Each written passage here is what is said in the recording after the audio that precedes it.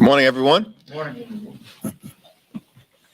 We had a good discussion this morning about the work that we have undertaken on behalf of the American people, with a focus on continuing to put people over politics, lower cost, better paying jobs, and safer communities. Under President Joe Biden's leadership, almost 10 million good paying jobs have been created during less than 2 years in office. These are jobs that will allow the American people to be able to provide for their families, educate their children, hopefully purchase a home, and ultimately retire with grace and with dignity. Gas prices have continued to go down now for 14 consecutive weeks.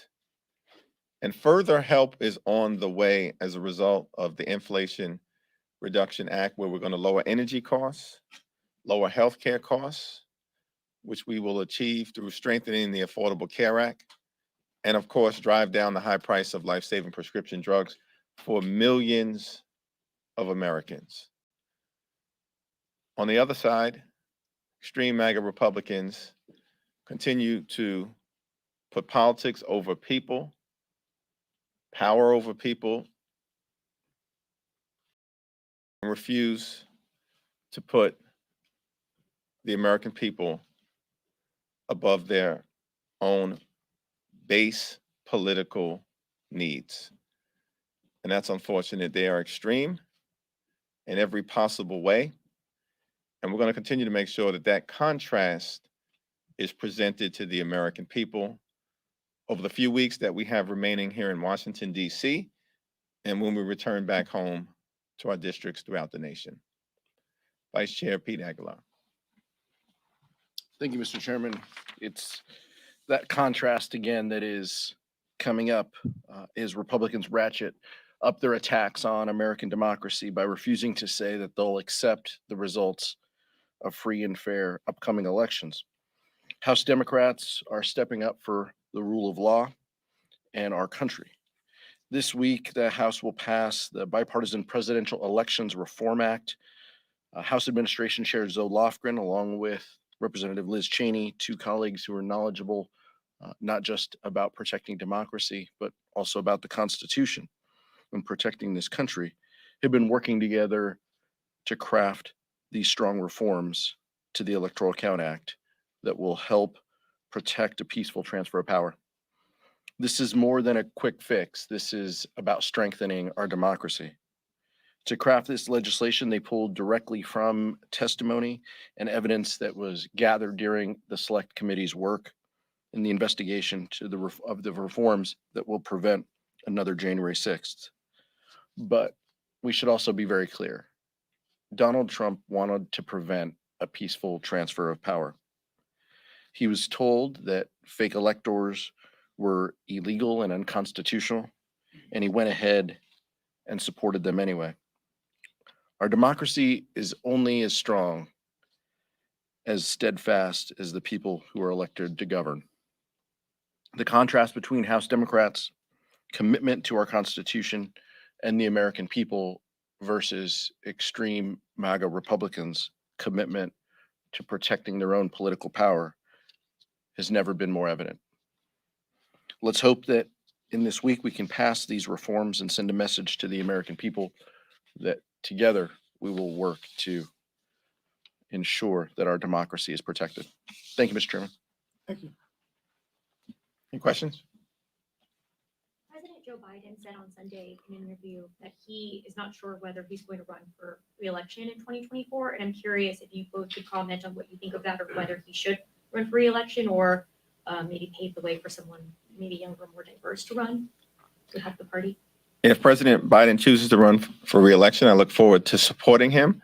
But our focus right now is on continuing to communicate with the American people what the stakes are in November. Everything the American people care about is on the ballot in November. Democracy is on the ballot. Reproductive freedom is on the ballot. Gun safety is on the ballot. decency is on the ballot in November, and that's our focus. Same answer. We're gonna go, oh, actually, Thank you. It's the inevitable immigration question. We've seen Martha's Vineyard, we've seen jetliners and buses.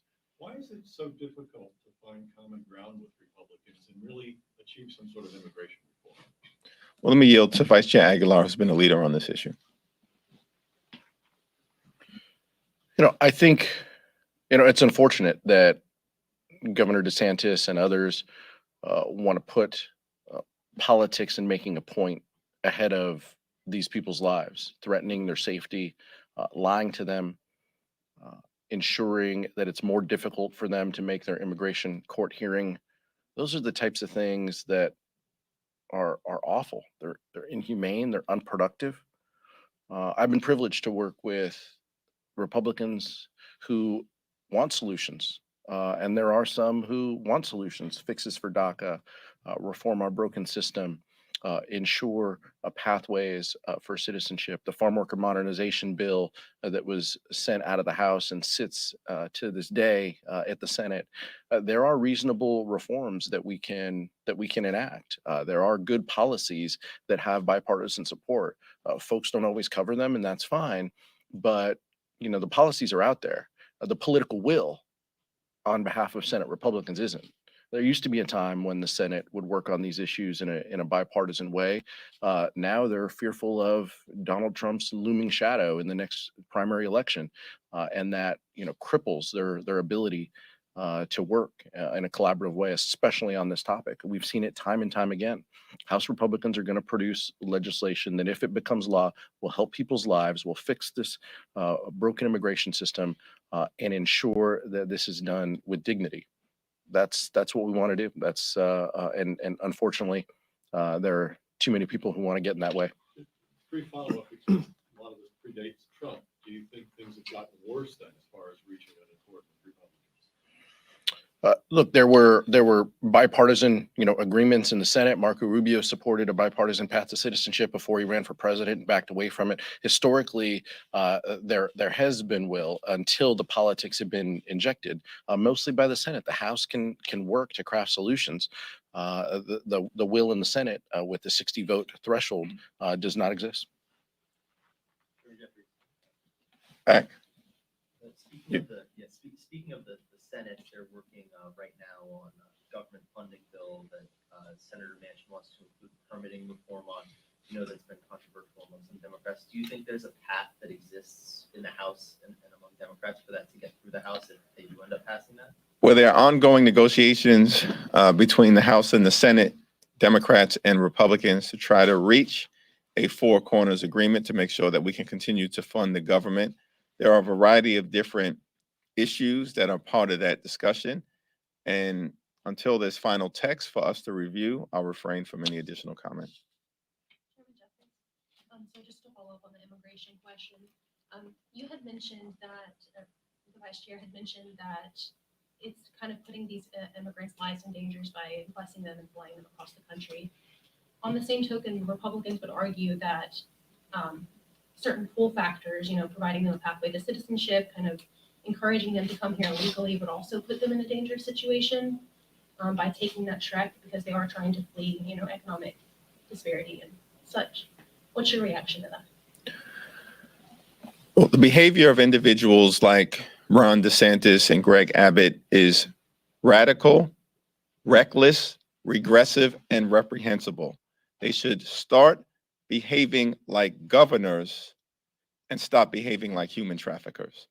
They are putting politics over people in the most egregious way possible.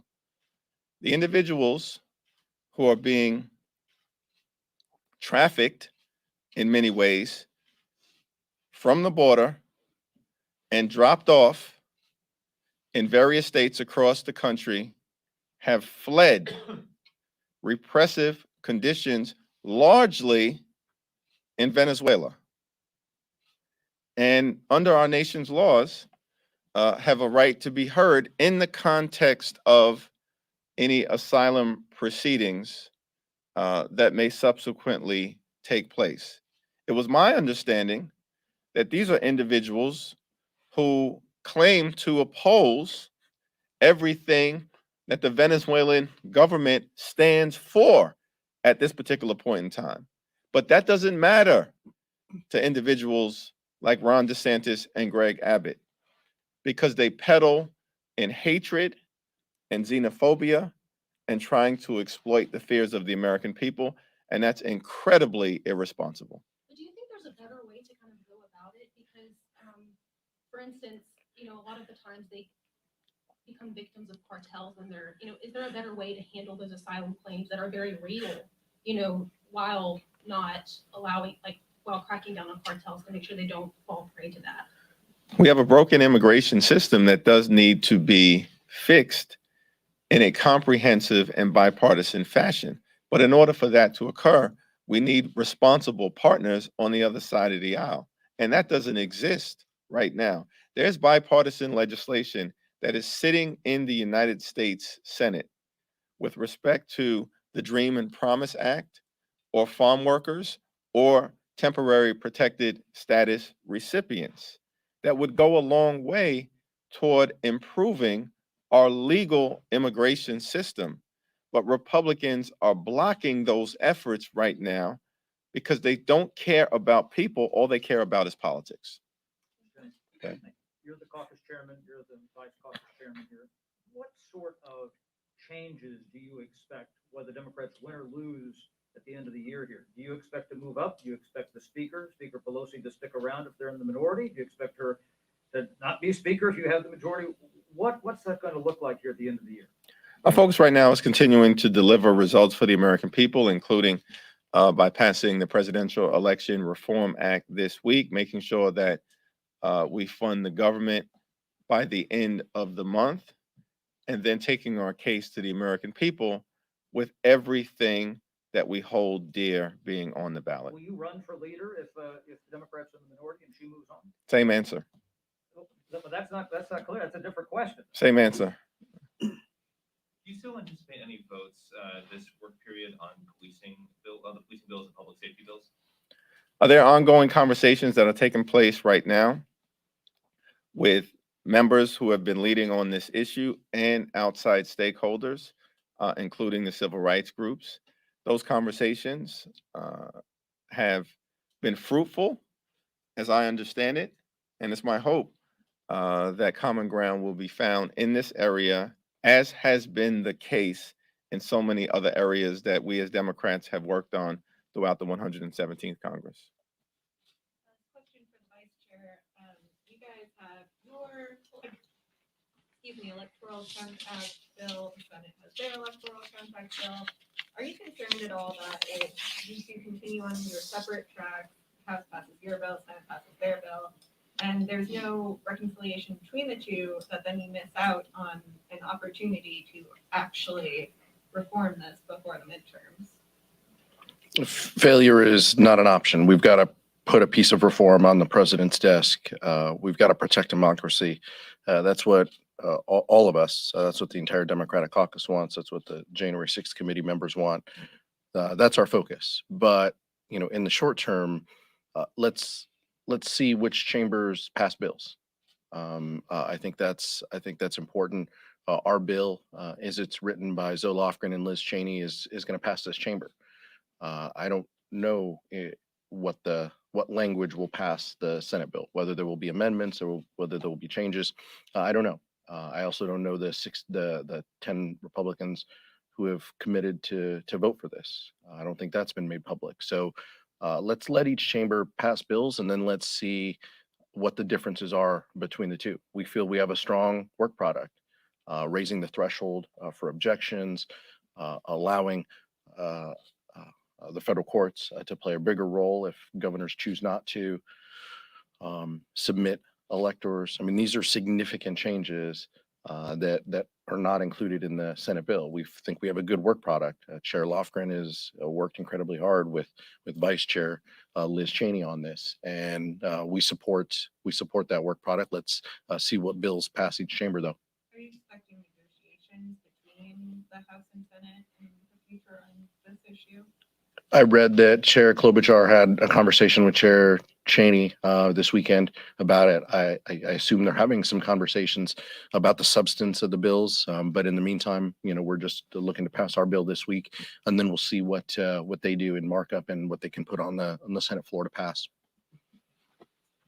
Is there gonna need to be a Puerto Rico financial assistance package? What does that look like? What's the time frame possibly attached to the CR? Well, several members have, of course, raised the issue of making sure that we are there for the people of Puerto Rico during this hour of great need. And I certainly look forward to making sure that that is the case. This is an emergency situation. A lot of the damage and the needs are being assessed right now. And once we have some greater visibility in terms of the actual needs and what needs to happen at this moment in the context of relief and rescue, and then what needs to happen in terms of recovery and rebuilding, we can then comprehensively respond in a manner that is both humane and necessary. On immigration, there are some Democrats who want to see some new money in the CR to help the migrants who have been relocated. Do you think there needs to be any money in the CR for helping secure the border a little better to stop some more of those, the influx that we're seeing? Well, the negotiations are ongoing, between the House and the Senate, Democrats and Republicans. I'm not party to those negotiations directly. It's my understanding that the objective, which is to get a four corners agreement to try to prevent the government from shutting down, is usually brought about by trying to have the cleanest possible continuing resolution while still meeting the needs of the American people when emergencies arise. That's the context in terms of what actual substantive things make it into the continuing resolution. Given that context is unclear right now, but the mission is to make sure that the government does not shut down. The economy question? Well, let me go to the back, and then, okay. Aside from the policing bill, the other piece of legislation is kind of hanging out there that the frontliners want is the stock ban. And we know that Chairwoman Cochran is writing that bill, but we haven't seen it yet. What is your understanding of what is holding that up? And what message would it send if, even House Democrats, one chamber, one party, can't agree on how to police itself on an issue that seems to resonate with voters? Well, we await the opportunity to review the text that is being prepared by the administration committee under the leadership of Chairwoman Lofgren. I've indicated publicly I support the effort to enact a prohibition, and I look forward to reviewing the text when it's made public. You think you vote this month? That's unclear. A lot of it, of course, is triggered by the release of the text. It's hard to determine time frame other than there is a real desire to act and act swiftly that exists amongst a significant number of our members. Okay, last question. Congressman, you mentioned at the top the falling gas prices, the job creation. Tomorrow we've got a Federal Reserve Board meeting with higher interest rates carry their own peril. Are the Democrats being held to blame for that by the electorate, and how do you counter that come November? Well, we, of course, have fiscal policy that we're responsible for here in the United States Capitol. And then there's monetary policy, which is administered by the Federal Reserve. What we can do is control what we can control. And that's why our focus will continue to be on trying to decisively lower costs for everyday Americans, which is exactly what the Inflation Reduction Act was all about. Lowering energy costs by confronting the climate crisis in the most significant way in American history and unleashing the power of a clean energy economy. Strengthening the Affordable Care Act so we can lower healthcare costs, and of course, giving Medicare the ability to use its bulk price purchasing power to negotiate lower drug prices for millions of Americans. Those are important accomplishments for the American people, but the work, of course, continues as it relates to the fiscal policies that we, as members of the United States Congress, working in partnership with President Biden, who's done a very good job under difficult circumstances to continue getting things done for the American people. Thank you.